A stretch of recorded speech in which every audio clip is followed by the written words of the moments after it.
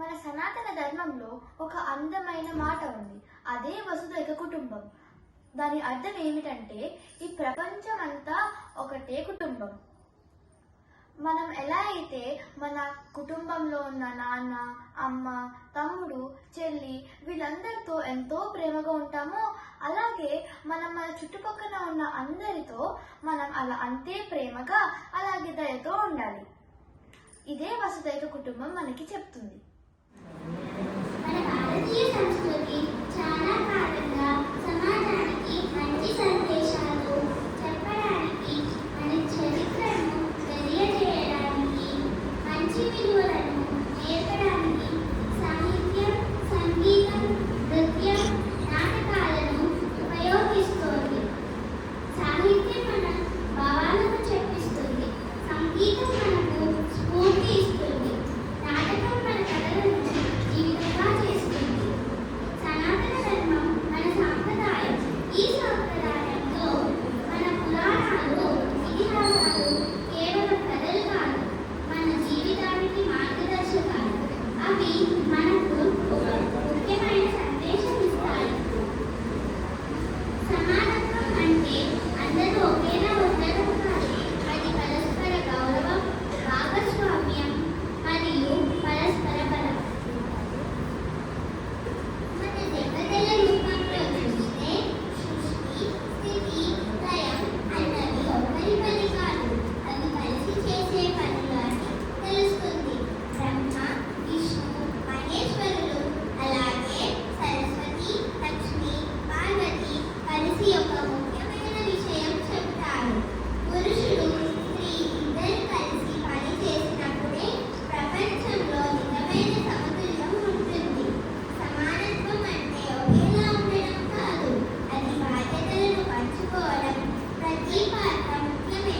ప్రతి ఒక్కరూ తన పాత్రను బాగా చేసినప్పుడే జీవితం సంపూర్ణంగా ఉంటుంది. ఈ ఆలోచనతో కల్పవృక్ష యువకుల కేంద్ర విద్యార్థులు సనాతన ధర్మంలో సమానత్వ, సమన్వయం అనే నాటకాన్ని మీ ముందుకు తీసుకొస్తున్నారు. ఇందులో సమస్యలు మాత్రమే కాకుండా వాటికి పరిష్కారాలు కూడా చూపిస్తూ భాగస్వామ్యం మరియు సమన్వయం ఉంటే జీవితం మరియు సృష్టి ఎంత అందంగా సమతుల్యంగా మారుతుందో చూపిస్తున్నారు. సరస్వతి ప్రేరణ. జ్ఞానంలో సృష్టి. పాత్రలు: బ్రహ్మ కార్తిక్, సరస్వతి దేవిగా మూలిక. సృష్టి ప్రారంభంలో బ్రహ్మదేవుడు తన సృష్టిని చూసి ఆలోచించాడు. అన్నీ ఉన్నా క్రమం లేదు. అక్కడ ఉల్లాసంలోలం ఉంది, అసమతులనం ఉంది. నేను సృష్టి చేశాను, కానీ నాకు సరైన రూపం లేదు, జ్ఞానం లేదు, దిక్కు లేదు. జ్ఞానం కావాలి, మార్గదర్శనం కావాలి.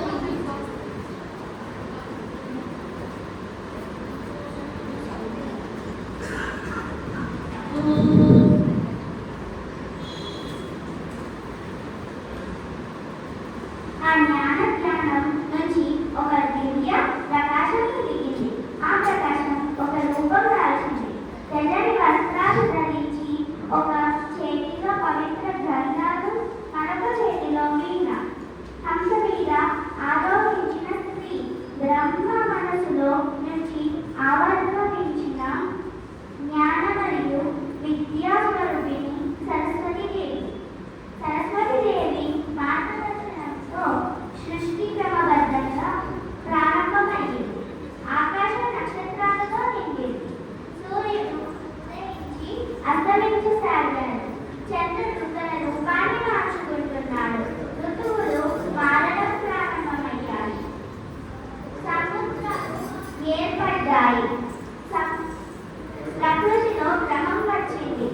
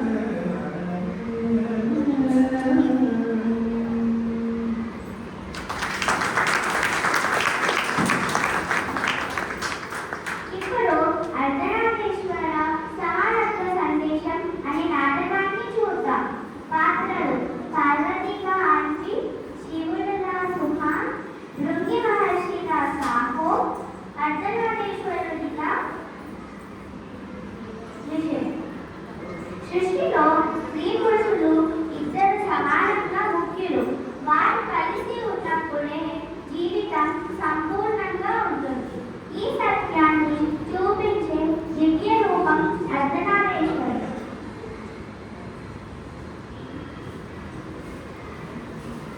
ప్రభు, సృష్టిలో స్త్రీ పురుష భేదం ఎందుకు? ఇద్దరు సమానం కాదా? పార్వతి, నేను లేక నీవు అసంపూర్ణం, నీవు లేక నేను అసంపూర్ణం. ఇద్దరం కలిస్తేనే పూర్ణత్వం అవుతుంది. నేను శ్లోకముని నేను శివుని మాత్రమే పూజిస్తాను. దృంగి పార్వతీదేవిని గౌరవించకుండా శివుని మాత్రమే ప్రదక్షిణ చేయాలి అని ప్రయత్నించాడు. కానీ ఆ క్షణంలో శివుడు పార్వతి ఒక రూపంగా మారారు. అర్ధనారీశ్వరుడు.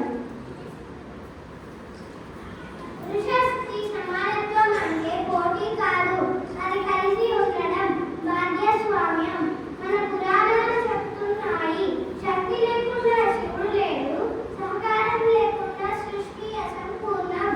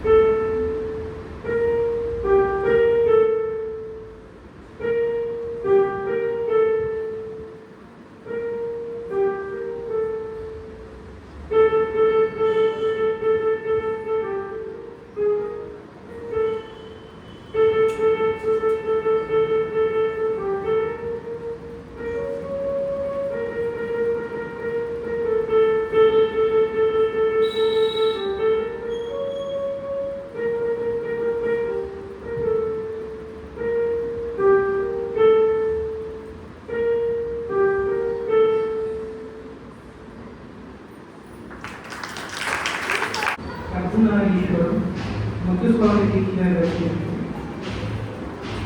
కుమరప్రియరాము పదని వాడబోతుంది.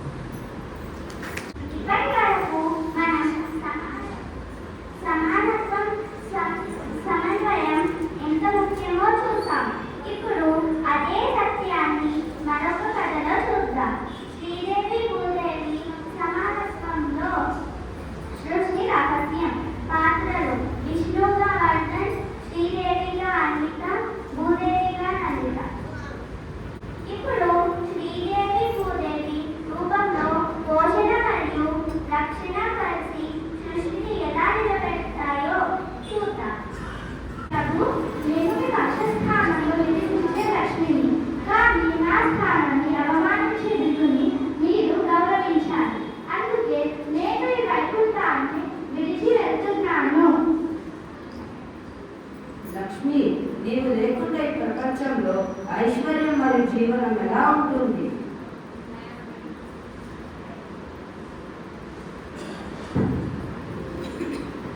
లక్ష్మి దూరమైన తర్వాత విష్ణువు ఆమె కోసం ప్రపంచమంతా వెతికాడు.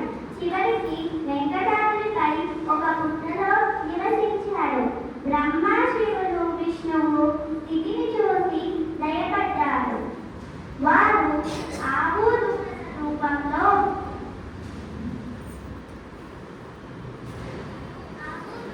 రూపంలో సేవ చేశారు. ప్రతిరోజు ఆ పవిత్ర ఆవు తన పాలను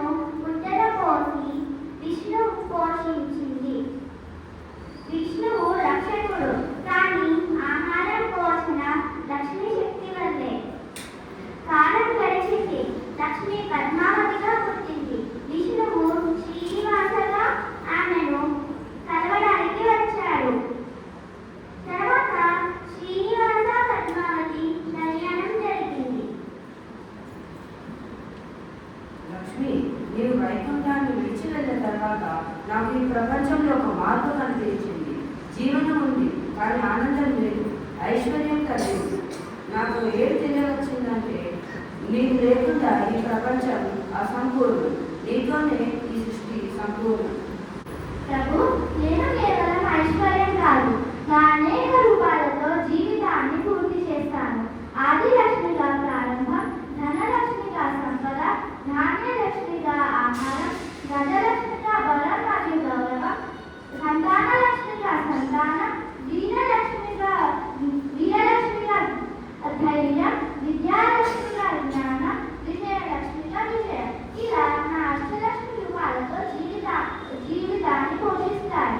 మీ రక్షణ లేకుండా ఇవి నిలువవు, నా రక్షణ లేకుండా మీ రక్షణ పూర్ణం కాదు. మనం కలిసినప్పుడే సృష్టి సంపూర్ణం అవుతుంది.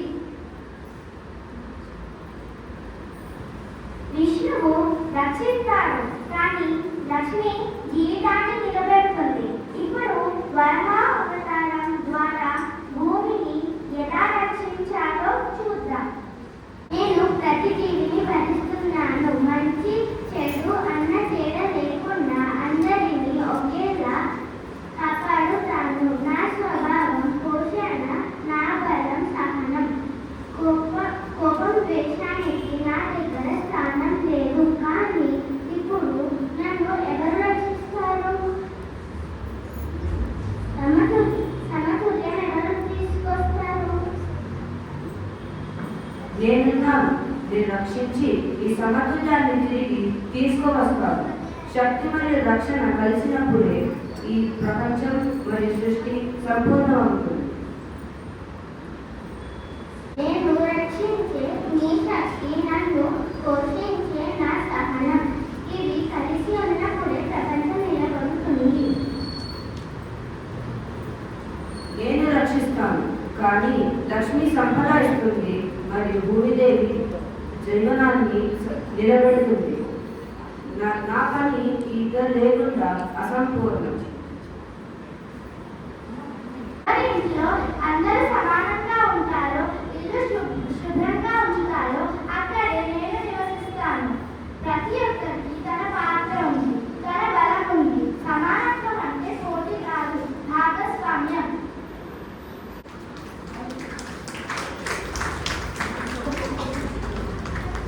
భాగ్యం దొరికింది కారణం.